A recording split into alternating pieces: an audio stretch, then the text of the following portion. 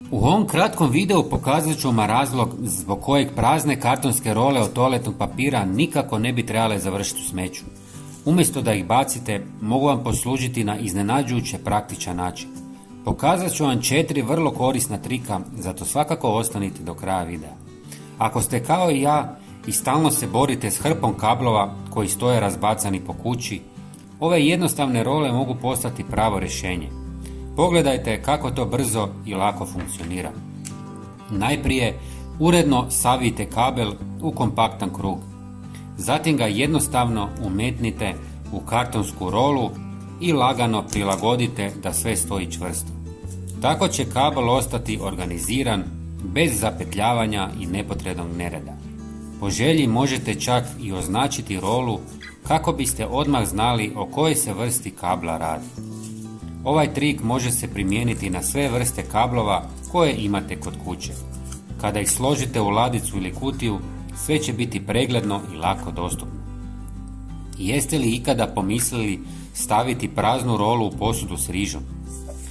Uzmite zdjelu, unutra stavite malo riže, zatim umetnite rolu i na kraju napunite rižom.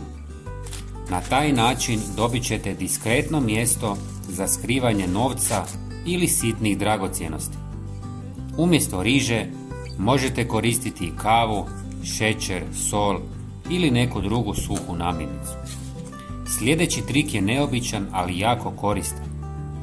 Uzmite jedan kraj kartonske role i presavinite ga prema unutra kako biste ga suzili. Tako pripremljenu rolu možete postaviti na bilo koju cijev od usisavača i čvrsto će se držati. Na ovaj način možete očistiti uske i teško dostupne dijelove koje inače ne biste mogli dosegnuti. Po potrebi rolu možete dodatno oblikovati da vam savršeno odgovara. Za zadnji trik koristimo malo veću rolu. Prvo izbušite par rupa na svakih par centimetara.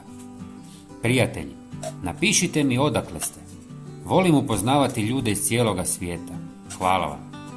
Sada u njih možete staviti odvijače koji će uredno stajati na zidu ili gdje god želite.